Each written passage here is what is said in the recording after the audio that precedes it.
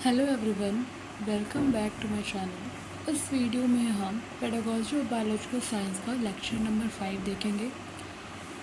पांचवा जो प्रश्न है, जो लेक्चर है, वह है जीव विज्ञान के पाठ्यक्रम निर्माण के विभिन्न सिद्धांत क्या क्या हैं।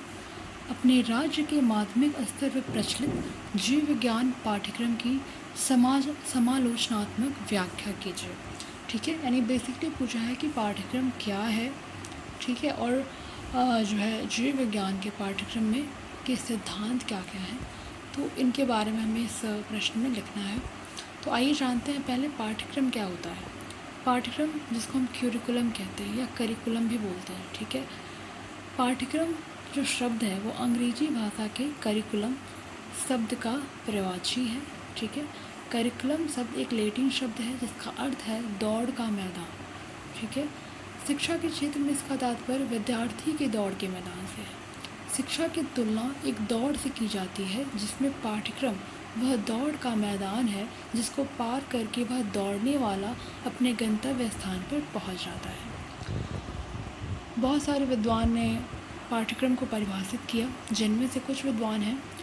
कनिंघम के अनुसार पाठ्यक्रम कलाकार शिक्षक के हाथ में वह साधन है जिससे कि पदार्थ यानी शिक्षार्थी को अपने आदर्श उद्देश्य के अनुसार अपनी चित्रशाला यानी स्कूल में चित्रित कर सके। कनिंघम ने यही कहा कि पाठ्यक्रम जो है शिक्षक के हाथ में एक ऐसा साधन है जिससे कि विद्यार्थी अपने उद्देश्यों की प्राप्ति कर लेता है। कनिंघम ने यही कहा था। मुनरो के अनुसार पाठ्यक्रम में वे समस्त अनुभव निहित हैं जिनको विद्यालय द्वारा शिक्षा के उद्देश्यों को प्राप्त करने के योग्य बनाने की आशा करते हैं। हेनरी जे ऑटो के अनुसार पाठ्यक्रम वह साधन है जिसके द्वारा हम बालकों को शिक्षा के उद्देश्यों को प्राप्त करने के योग्य बनाने की आशा करते हैं। भौतिक विज्ञान के पाठ्यक्रम निर्माण के सिद्धांत या सेम वही चीज़ है, हम जीव विज्ञान पे भी अप्लाई कर सकते हैं। जीव विज्ञान के पाठ्यक्रम निर्माण के सिद्धांत क्या हैं, तो निम्नलिखित हैं। पहला है स्तर और मानसिक विकास संबंधी।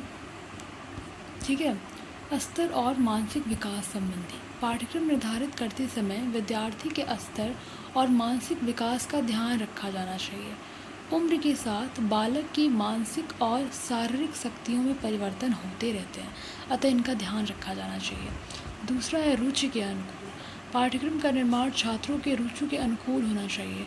बालकों की रुचियों में आयु श्रेणी और मानसिक के अनुसार अंतर होता है, अतः उनकी रुचियों को ध्यान में रखकर ही पाठ्यक्रम निर्मित होना चाहिए। तीसरा है वातावरण केंद्रित। विज्ञान का जो पाठ्यक्रम है, चाहे वो जीव विज्ञान हो या भौतिक विज्ञान हो, बनाते समय उसके वातावरण पर ध्यान होना चाहिए। जिस वातावरण में बच्चों को शिक्षा दी जा रही है उससे संबंधित बातों को ध्यान में रखकर ही इसका निर्धारण किया जाना चाहिए और वहाँ के परिवेश को महत्व दिया जाना चाहिए। चौथा है दैनिक जीवन संबंधी। पाठ्यक्रम का निर्माण दैनिक जीवन संबंधी आवश्यकताओं को ध्यान में रखकर ही किया जाना चाहिए, जैसे संक्रामक रोगों से कैसे बचें, क्या खाएं, क्या ना खाएं, कैसे पानी पिएं, अशुद्ध पानी मिलने पर उसे शुद्ध कैसे करें, पौधों का हानिकारक कीड़ों से कैसे बचाएं, आदि दैनिक जीवन में काम आने वाली चीज़ों को ध्यान में रखकर ही पाठ्यक्रम का निर्माण किया जाना चाहिए। पाँचवा है क्रियाशीलता को उचित स्थान। पाठ्यक्रम का निर्माण करते समय बच्चों की क्रियाशीलता पर भी ध्यान दिया जाना चाहिए।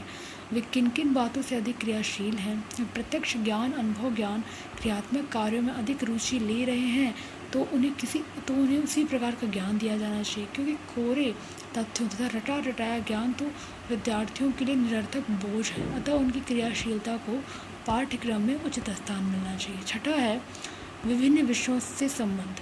पाठ्यक्रम बनाते समय विज्ञान के साथ अन्य विषयों के जो संबंध है उसका भी ध्यान रखा जाना चाहिए ताकि समवायी रूप से शिक्षा दी जा सके। इसके लिए सामग्री का चयन इस प्रकार करना चाहिए कि यह एक और दूसरे विषय को पढ़ाने में सहायक हो और दूसरी ओर इसे पढ़ाने के लिए दूसरे विषयों से सहायता प्राप्त हो सके।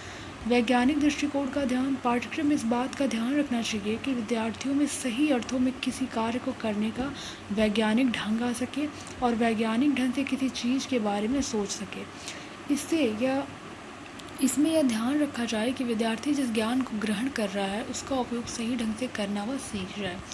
8वां है पाठ्यक्रम प्रेरणादायी। पाठ्यक्रम में ऐसी सामग्री को स्थान दिया जाना चाहिए जिसे पढ़कर विद्यार्थी प्रेरणा पा सके। विज्ञानों के आविष्कारों की कहानी, विभिन्न वैज्ञानिकों के जीवन की घटनाएं इत्यादि सामग्री से विद्यार्थी बहुत कुछ सीखते हैं। उनको ऐसी जानकारी देने से उनमें आत्मविश्वास, आशा और उत्साह का संचार होता है, जो उन्हें कुछ करने की प्रेरणा देता है। 9वां है लचीलेपन का सिद्धांत।